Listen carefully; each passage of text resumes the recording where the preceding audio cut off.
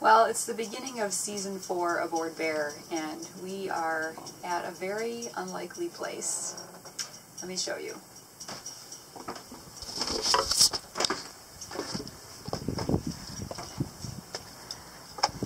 As I mentioned, we have a lot of sewing projects to do, repairs to our Genoa, adding a new solar panel to the top of the bimini, repairs to our stack pack, and a couple other things. Unfortunately, I need to repair the sewing machine before I can do any of those repairs. I will know this machine inside and out when I'm done with today, and I'll be able to figure out what any future problems are really easily. Gotta look on the bright side of things. So one of the things that I'm working on in here is putting another solar panel on top of our bimini.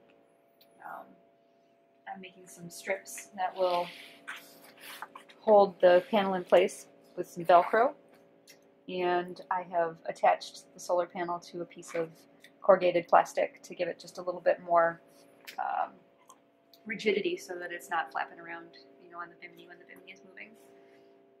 Yeah.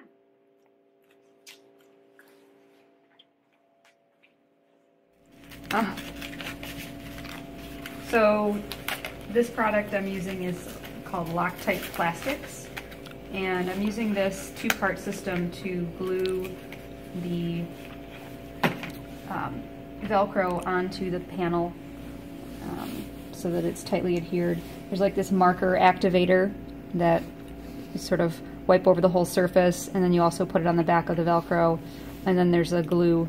And it's been a really good bond. Our solar panel that we put on last year has held up really well, and so I figured I would just do the same process again this year. Meanwhile, back aboard Bear, Jeff was working on installing our new refrigeration system. We replaced our old Adler Barber, which drew about 17 amps, with an isotherm, which draws between 1.5 and 3 amps. If you're interested in more details about our refrigeration refit, we made a video about it a couple weeks ago. I'll put a link to it in our description below. As usual, when any repair project happens aboard Bear, the organization of the boat quickly deteriorates as we pull tools, gear, and other odds and ends from the lockers. And with this project, all the contents of the refrigerator. As you can tell, I was not dealing well with the mess.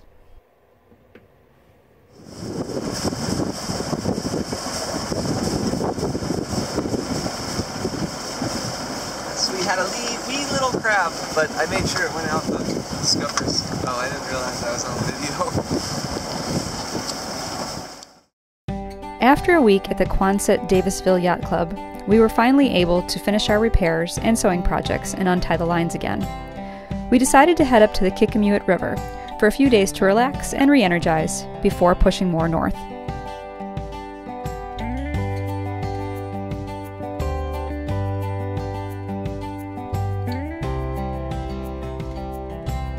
So it's a pretty cold day, rainy, and Bear. We are in the Kickamuit, and we are just sort of hunkered down for the past couple of days, getting some work done before we head over to Kickamuit.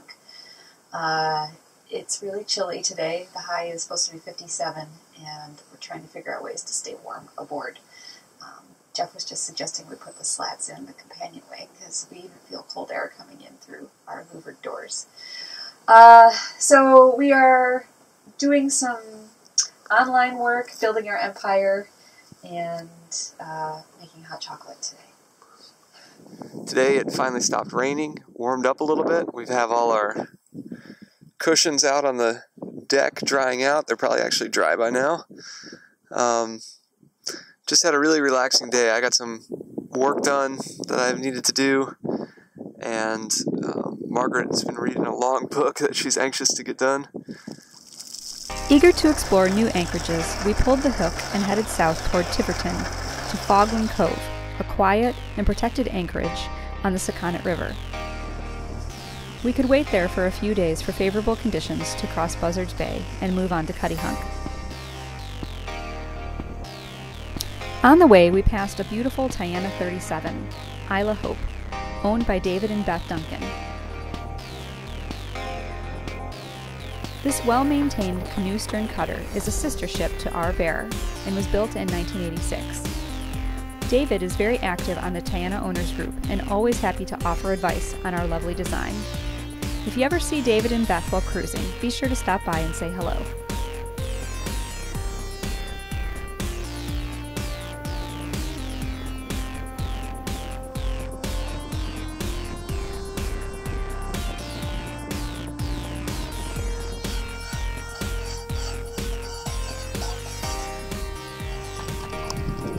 With the anchor down at Fogland Point, we were eager to get ashore and go for a long walk. Fogland Point is home to Fogland Beach on the south side of the Spit, also known as Tiverton Town Beach. There are changing rooms, outdoor showers, picnic benches, and a playground for kids. If you anchor on the north side, drag your dinghy far ashore and tie it to one of the picnic benches. You can then walk across the street to the beach and all the way around the point. The walk is pretty easy, though there are some challenging parts where you need to climb on rocks. If you don't come by boat, there's a $10 parking fee per day. If you're looking for a longer walk, you can head out to Gray's Ice Cream or the Milk and Honey Bazaar for tasty treats.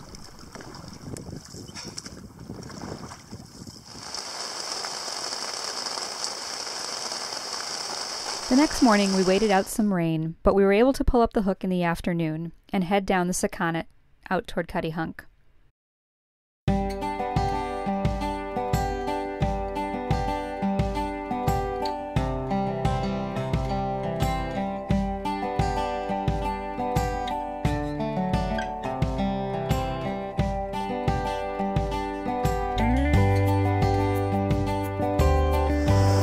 So we got a little fog coming in, not too much, and behind us it's still quite clear. Well, quite clear. Still got a couple miles of visibility behind us.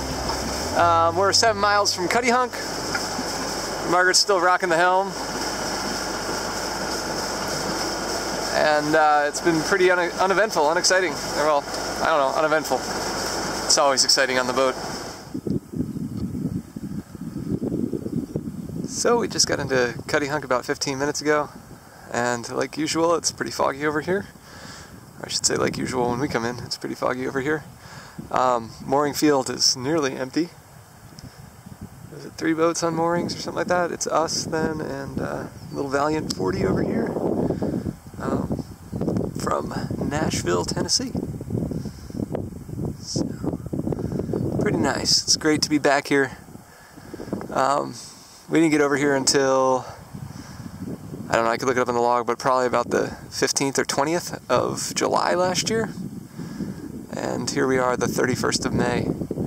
So we're a little ahead of schedule, which is pretty awesome.